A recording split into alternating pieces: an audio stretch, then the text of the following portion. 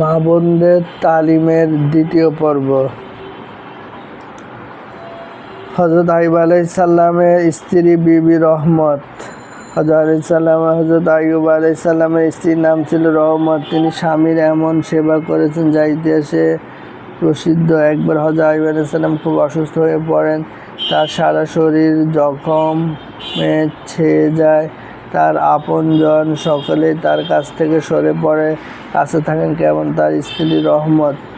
তিনি তার খেদমতে থাকেন, সব রকম কষ্ট বরদাস্ত করেন, স্বামীর সেবায় নিজেকে বিলিয়ে দেন।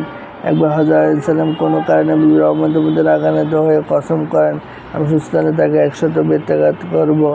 তিনি এখন সুস্থ হন, তখন তার কসম পূরণ করার ইরাদা করেন। এখন স্ত্রীকে 100 বেত্রাঘাত করতে হবে, বিষয়টা খুবই কঠিন। এমন সতীসাধ্বী ও স্বামীর খেদমত পরায়ণ স্ত্রীকে 100 বেত্রাঘাত করতে হবে। আল্লাহ তাআলা নিজ অনুগ্রহে বিষয়টি সহজ করে দিলেন। হযরত আইয়ুব আলাইহিস সালামকে বলেন, 100 শলাকে বিশিষ্ট ঝাড়ু নিয়ে একবার আঘাত করো, তাহলে এটাকে 100 আঘাত হিসাবে গণ্য করা হবে এবং এভাবে কসম পূর্ণ হয়ে যাবে। তিনি তাই করলেন। বিবি রহমত সহজে 100 বেত্রাঘাত খাওয়া থেকে মুক্তি পেলেন। চিন্তা করে দেখার বিষয় হলো, বিবি রহমত কত সতীসাধ্বী নারী যে এমন কঠিন দুর্দিনে স্বামীকে ছেড়ে চলে যাননি। স্বামী হযরত আইয়ুব আলাইহিস সালামের কসম করেছেন তাকে শাস্তি দিবেন। এতে বোঝা যায় হযরত আলাইহিস সালামের মেজাজ তখন কঠিন হয়ে পড়েছিল, কিন্তু স্ত্রী সবই নীরবে সহ্য করেছেন, স্বামী খেদমতে নিয়োজিত থেকেছেন। এরই বরকতে আল্লাহ তাআলা তাকে বিশেষ অনুগ্রহ করে বেত্রাঘাত থেকে বাঁচিয়েছেন। বোঝা গেল স্বামী খেদমত করলে আল্লাহ তাআলা এরকম খুশি হন যে তার জন্য সব রকম আসানির ব্যবস্থা করে দেন। স্বামীকে অখুশি রাখলে আল্লাহ তাআলা অখুশি হন। হাদিসে এসেছে, এরূপ নারীর প্রতি লানত হতে থাকে। হযরত মুসা আলাইহিস সালামের স্ত্রী বিবি সাফুরা। হযরত মুসা আলাইহিস সালামের স্ত্রীর নাম ছিল সাফুরা। সাফুরা ছিলেন হযরত শুআয়ব আলাইহিস সালামের বড় কন্যা। তিনি কীভাবে হযরত মুসা আলাইহিস সালামের স্ত্রী হলেন তার একটি প্রেক্ষাপট ছিল।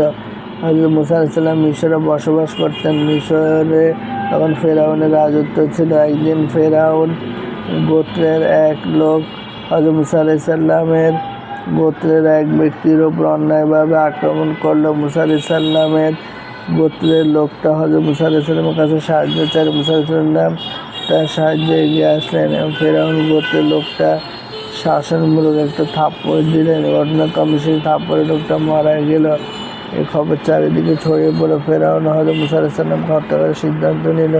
হযরত মুসা আলাইহিস সালাম আত্মগোপন করে পালিয়ে মিশর থেকে বর্তমানে সৌদি আরবের মাদিয়ান এলাকায় চলে আসেন। মুসা আলাইহিস সালাম যখন মাদিয়ানের উপকণ্ঠে পৌঁছেন, তখন দেখেন অনেকগুলো রাখাল কূপ থেকে পানি তুলে নিজ নিজ ছাগল বকরিগুলোকে পান করাচ্ছে। তিনি দেখলেন সেখানে দুজন মেয়ে পানি পান করানোর জন্য তাদের ছাগলগুলো কূপের দিকে নিয়ে এসেছে এবং তারা সকলের পেছনে অপেক্ষা করেছে। হযরত মুসা আলাইহিস সালাম তাদেরকে জিজ্ঞেস করলেন, তোমরা মানুষ হওয়া সত্ত্বেও নিজেরা কেন ছাগল চড়াতে এসেছো? দূরে দাঁড়িয়ে আছো কেন? তারা জানালো, আমাদের বাড়িতে করার মতো কোনো পুরুষ মানুষ নেই, তাই ছাগল চড়াতে আমাদেরকে আসতে হয়। কিন্তু আমরা মেয়ে মানুষ, তাই দূরে অপেক্ষা করেছি। দেওয়ার পর আমরা আমাদের ছাগলকে পানি পান করবো। তাদের কথা শুনে মুসা আলাইহিস সালামের খুব মায়া হলো। সঙ্গে সঙ্গে বীর ঢেলে নিজ হাতে পানি তুলে তাদের ছাগলগুলোকে পান করিয়ে দিলেন। মেয়ে দুটি বাড়িতে গিয়ে তাদের ছোটদের পিতা বিশিষ্ট নবী হযরত শুআয়ব আলাইহিস সালামের কাছে পুরো ঘটনাটি বর্ণনা করেন। শুআয়ব আলাইহিস সালাম বড় মেয়েকে এই বলে পাঠালেন যে, যাও আবার সেখানে গিয়ে লোকটিকে ডেকে নিয়ে এসো। মেয়েটি এসে সলজ্জ কণ্ঠে হযরত মুসা আলাইহিস সালামকে জানালেন যে, আমার পিতা হযরত শুআয়ব আলাইহিস সালাম আপনাকে যাওয়ার জন্য বলেছেন। মুসা আলাইহিস সালাম সঙ্গে সঙ্গে রওনা হলেন। হযরত শুআয়ব আলাইহিস সালামের সাথে সাক্ষাৎ করলেন। শুআয়ব আলাইহিস সালাম মুসা আলাইহিস সালামের ঘটনা শুনে তাকে সর্বপ্রকার সান্ত্বনা দিয়ে বললেন, আমার ইচ্ছা আমার একটি মেয়ে তোমার কাছে বিবাহ দিব, তবে শর্ত হলো 8 বছর বা 10 বছর আমার ছাগল চড়াতে হবে। মুসা আলাইহিস শর্তে রাজি হয়ে গেলেন। একসময় বড় মেয়ের সাথে বিবাহ হয়ে গেল। এই মেয়ের নাম ছিল সাফুরা। বিবাহের পর মুসা আলাইহিস কিছুদিন সেখানে অবস্থান করতে লাগলেন। এরপর একদিন মুসা আলাইহিস পুনরায় মিশরে যাওয়ার উদ্দেশ্যে রওনা দিলেন। পথে প্রচণ্ড শীত পড়ল। তুর পাহাড়ের কাছে এলে শীতের প্রচণ্ডতার কারণে আগুনের প্রয়োজন ছিল। আগুনের সন্ধানে তিনি এদিক সেদিক দৃষ্টি ফেরাতে থাকলেন। তুর পাহাড়ে দেখা গেল তিনি আগুন আনতে গেলেন। তিনি দেখলেন সে তো আগুন নয়, আল্লাহর নূর, বরং সেখানে আল্লাহ তাআলা হযরত মুসা আলাইহিস সাথে কথা বললেন এবং তাকে নবুয়ত দান করলেন। তখনকার বিষয় হলো হযরত মুসা আলাইহিস স্ত্রী হযরত সাফুরা ছিলেন নবীর মেয়ে হওয়া সত্ত্বেও তিনি কত কষ্ট করে ঘরের কাজ করতেন। পুরুষ মানুষ না থাকায় অপারগ হয়ে বকরি পর্যন্ত চড়াতেন। এসব কাজ করতে কোনো লজ্জাবোধ করতেন না, কোনো অহংকার করতেন না। অপারগ হয়ে যখন পুরুষের কাছে নিজের সমস্যার কথা বলেছেন তখন আর লজ্জা বিনয়ের সাথে বলেছেন। ঘরের কাজের ক্ষেত্রে লজ্জা করা অলসতা ঠিক নয়, নিজের কাজ নিজেই করা ভালো। হযরত মুহাম্মদ সাল্লাল্লাহু আলাইহি সাল্লামের স্ত্রীগণ হযরত খাদিজা রাদিয়াল্লাহু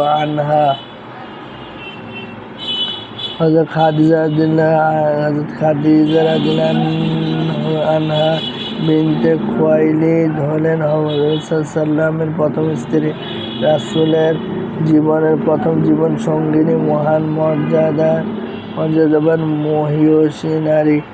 রাসূল সাল্লামের সাথে বিবাহের পূর্বে তার আরও 2টি বিবাহ হয়েছিল। প্রথম বিবাহ হয়েছিল আবু হালার সাথে, দ্বিতীয় বিবাহ হয়েছিল আতিক ইবনে আয়েস মাখজুমের সাথে। নবী সাল্লাম 25 বছর বয়স হযরত খাদিজা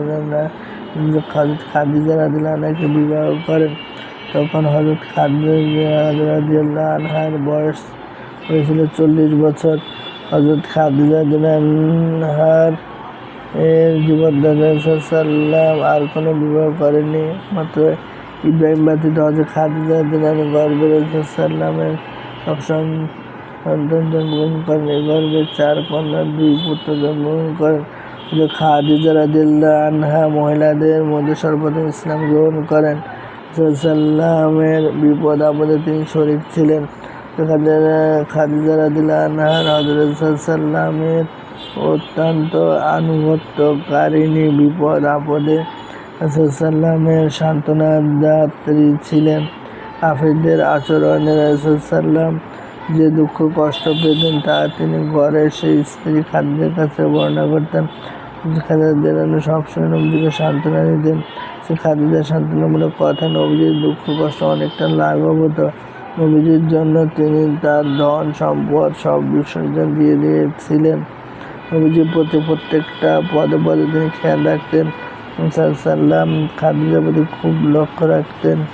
মুসা সাল্লাম খাদিজার কথা কখনো ভুলতে পারতেন না। তার ইন্তেকালের পর নবী সাল্লামের ঘরে কোনো বকরি জবাই হলে তা থেকে তিনি খাদিজা বান্ধবীদের কাছে গোশত হাদিয়া পাঠাতেন। খাদিজা রাদিয়াল্লাহু আনহার অনেক ফজিলতের কথা হাদিসে বর্ণিত আছে। তিনি 4 জন কামেল নারীর একজন। এক হাদিসে রাসূল সাল্লাম ইরশাদ করেন, সারা পৃথিবীতে সর্বশ্রেষ্ঠ মহিলা 4 জন, মারিয়াম, আসিয়া, খাদিজা, ফাতেমা। অন্য এক রিওয়ায়াত আছে 4 জন মহিলা জান্নাতে নারীদের সর্দার থাকবেন। আল্লাহর কাছে হযরত খাদিজা রাদিয়াল্লাহু আনহার অনেক মর্যাদা ছিল। একবার রাসূল সাল্লাম ইরশাদ করেন, খাদিজা, আল্লাহ তাআলা জিবরীলের মাধ্যমে তোমাকে সালাম বলেছেন। খাদিজা রাদিয়াল্লাহু আনহা রাসূল সাল্লামের 25 বছর বৈবাহিক জীবন যাপন করার পর হিজরতের 3 বছর পূর্বে 10ম নববী সনে জন্মাসে 65 বছর বয়সে ইন্তেকাল করেন। রাসূল সাল্লাম হযরত খাদিজাকে খুব কদর করতেন তার আনুগত্য ও ঈমানদারির কারণে। নতুবা খাদিজা ছিলেন এক বৃদ্ধা নারী। নবীজির চেয়ে অনেক বেশি বয়স্ক। খাদিজার ইতিহাস থেকে এই শিক্ষা পাওয়া যায় যে নারীদের উচিত স্বামীর বিপদে পেরেশানিতে তাকে সান্ত্বনা দেওয়া এবং স্বামীর আনুগত্য নিজেদেরকে নিয়মিত করে দেওয়া। এটা স্ত্রীর জন্য উত্তম স্বভাবের কথা। এক নারী স্বামী পেরেশানির দিকে খেয়াল না করে নিজের দাবি দেওয়ার কথা বলে স্বামীকে তার অস্থির করে তোলে, এটা উত্তম চরিত্রের কথা নয়।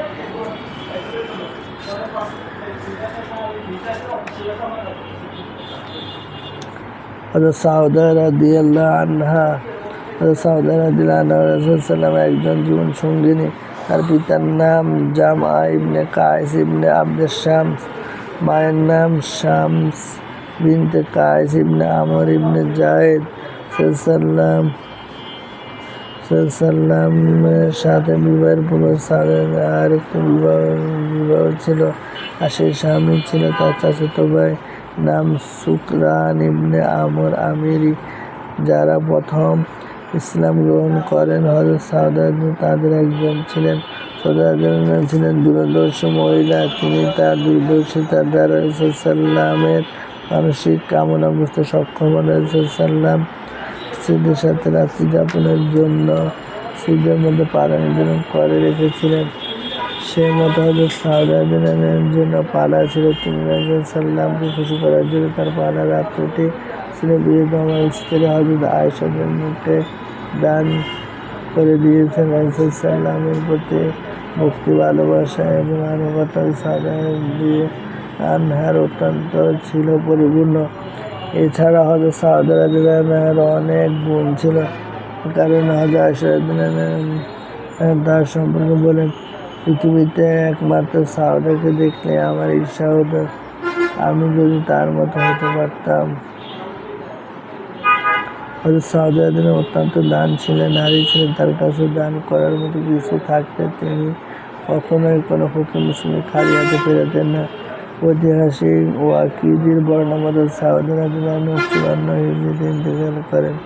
আর সাউদা রাদিয়াল্লাহু আনহার আত্মত্যাগ কত বড় ছিল! কোনো নারীর একাধিক সতীন থাকলেও নিজের বালার সময় স্বামীকে কাছে পাওয়া তার জীবনে কত বড় প্রত্যাশার বিষয় তা নারী মাত্রই জানেন।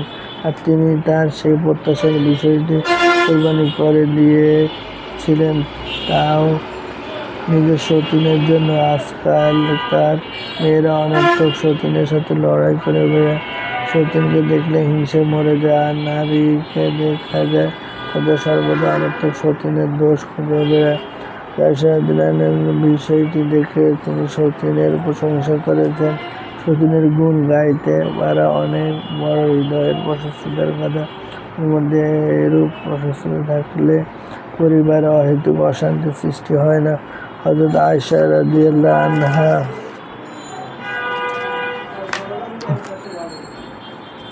হযরত আয়েশা সিদ্দিকা রাদিয়াল্লাহু আনহা প্রিয় নবীজির সাল্লামের প্রিয় জীবন সঙ্গিনী। তার পিতা রাসূল সাল্লামের প্রধান সাহাবী, ইসলামের প্রথম খলিফা হযরত আবু বকর সিদ্দিক রাদিয়াল্লাহু আনহু, তার মাতা উম্মে রুমান কুমারী অবস্থানে মুহাম্মদ সাল্লামের সাথে একমাত্র হযরত আয়েশারই বিবাহ হয়। হযরত আয়েশা রাদিয়াল্লাহু আনহা ছিলেন মহিলাদের মধ্যে সবচেয়ে বড় হাদিস বিশারদ ও ধর্মীয় জ্ঞানের অধিকারিণী। নবী করিম সাল্লামের বরকতময়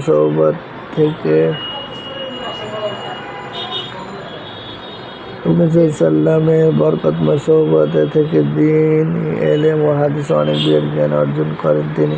বড় বড় সাহাবী তাবিঈগণ পর্যন্ত তার কাছে হাদিস ও মাসাইল করতেন।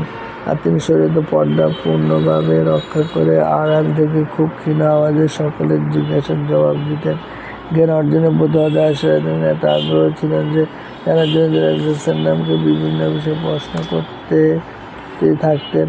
হযরত আয়েশা রাদিয়াল্লাহু আনহা অত্যন্ত দানশীলা ছিলেন। একবার হযরত আব্দুল্লাহ ইবনে জুবাইর রাদিয়াল্লাহু আনহু 2 বস্তা ভরে প্রায় 1,80,000 দিরহাম হযরত আয়েশা রাদিয়াল্লাহু আনহার কাছে পাঠান। তিনি তৎক্ষণাৎ সব দিরহাম দান করে দেন। এভাবে বিভিন্ন সময় প্রচুর অর্থ হাতে আসা সত্ত্বেও তিনি তার সব দান করে দিতেন আর নিজের জামায় তালি লাগিয়ে পরিধান করতেন। অর্থের প্রতি তার কোনো লোভ ছিল না, নিজের সাজসজ্জার প্রতি কোনো খায়েশ ছিল না। আয়েশা রাদিয়াল্লাহু আনহা এর অনেক মর্যাদার কথা হাদিসে বর্ণিত আছে। একবার এক সাহাবী হযরত রাসূলুল্লাহ সাল্লাল্লাহু জিজ্ঞেস করলেন, ইয়া রাসূলুল্লাহ, আপনি কাকে সবচেয়ে বেশি ভালোবাসেন? রাসূল উত্তরে বললেন, আয়েশাকে। সাহাবী বলেন, জিজ্ঞেস করে, পুরুষদের মধ্যে কে সবচেয়ে আপনার প্রিয়? রাসূল সাল্লাম বললেন, তার পিতা হযরত আবু বকর রাদিয়াল্লাহু আনহু। এছাড়া হযরত আয়েশা রাদিয়াল্লাহু আনহা সম্পর্কে আরও অনেক মর্যাদা বলে। হযরত আয়েশা রাদিয়াল্লাহু আনহা বুকে মাথা রাখা অবস্থায় রাসূল সাল্লামের সর্বশেষ নিঃশ্বাস ত্যাগ করেন। 58 হিজরি রমজান মাসের সোমবার রাতে হযরত আয়েশা রাদিয়াল্লাহু আনহা ইন্তেকাল করেন। তার উচিত মোতাবেক রাতের বেলায় তাকে দাফন করা হয়।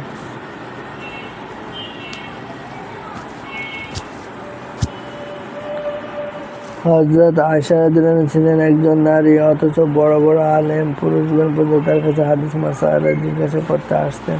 রাসূল সাল্লামের নিকট থেকে হযরত আয়েশা রাদিয়াল্লাহু আনহা জ্ঞান শিক্ষা করেছিলেন। অথচ আজকাল দেখা যায় স্বামীরা আলেম হলে তাদের কাছ থেকে তার স্ত্রীরা মাসআলা জিজ্ঞাসা করে শিখতে লজ্জাবোধ করে। এছাড়া কিতাব পড়ে এলেম শেখার আগ্রহ মেয়েদের মধ্যে খুব কম পরিলক্ষিত হয়ে থাকে। এলেম শিখার দ্বারা হযরত আয়েশা রাদিয়াল্লাহু আনহার মর্যাদা হয়েছিল, তাই এলেম শিখতে ত্রুটি না করা চাই। হযরত হাফসা রাদিয়াল্লাহু আনহা রাসূল সাল্লামের একজন প্রিয় জীবন সঙ্গিনী। তার পিতা ইসলামের দ্বিতীয় খলিফা হযরত ওমর রাদিয়াল্লাহু আনহু। তার মাতা জয়নাব বিনত মাযউন। রাসূল সাল্লামের সাথে বিবাহের পূর্বে হযরত হাফসা রাদিয়াল্লাহু আনহার আরেকবারে বিবাহ হয়েছিল। তার পূর্ব স্বামীর নাম ছিল সাহাবী হযরত খুনাইস ইবনে হুযাফা আস-সাহমী। বদরের যুদ্ধে হযরত খুনাইস রাদিয়াল্লাহু আনহু আহত হয়ে শাহাদাত বরণ করার পর ৩য় হিজরিতে রাসূল সাল্লামের সাথে হাফসা রাদিয়াল্লাহু আনহার বিবাহ হয়। হাফসা রাদিয়াল্লাহু আনহার সবচেয়ে বড় গুণ ছিল তিনি খুব নফল রোজা রাখতেন, নামাজে মগ্ন থাকতেন। বিশেষ করে তিনি খুব তাহাজ্জুদ নামাজ পড়তেন। কোনো ঐতিহাসিকের মতে একবার একটা ঘটনার প্রেক্ষিতে রাসূল সাল্লাম হযরত হাফসা রাদিয়াল্লাহু আনহাকে এক তালাক দিয়ে দেন, অথবা জিবরাইল আলাইহিস সালামের কথা পুনরায় তাকে গ্রহণ করেন। জিবরাইল রাসূল সাল্লামকে আল্লাহর পক্ষ থেকে জানান, হাফসাকে পুনরায় গ্রহণ করুন, কারণ সে খুব রোজা রাখে, রাতের বেলায় খুব নামাজ পড়ে, জান্নাতেও সে আপনার সঙ্গিনী থাকবে। কথার পর রাসূল সাল্লাম পুনরায় তাকে স্ত্রী হিসাবে গ্রহণ করলেন। হাফসা রাদিয়াল্লাহু আনহা অল্পতে তুষ্ট থাকায় দরিদ্রের জন্য বলে দিয়েছিলেন। তাদের ক্ষেত্রে গুণ ছিল অনেক। তিনি মৃত্যুর পূর্বে স্বীয় ভাই হযরত আব্দুল্লাহ ইবনে ওমর রাদিয়াল্লাহু আনহুকে নসিহত করে যান যে, আমার এতটুকু সম্পদ দান করিয়ে দিও। রক্ষা করার জন্য মৃত্যুর পূর্বে তিনি জমির ব্যবস্থা করে নিয়েছিলেন। এখানে দিনদারির বরকত লক্ষণীয়। হযরত হাফসা রাদিয়াল্লাহু আনহার দিনদারির কারণে আল্লাহ তাআলার পক্ষ থেকে তাকে পুনরায় গ্রহণ করার জন্য নবীর কাছে বাণী আসে। ফেরেশতার মাধ্যমে বাণী আসা হাফসা রাদিয়াল্লাহু আনহার সম্মান বৃদ্ধি পায়। এটাও দিনদারির বরকত। হাফসা রাদিয়াল্লাহু আনহার দান সদকা লক্ষণীয়। মৃত্যুর পূর্বে আল্লাহর পথে দান খয়রাতের তিনি ব্যবস্থা করে গিয়েছেন।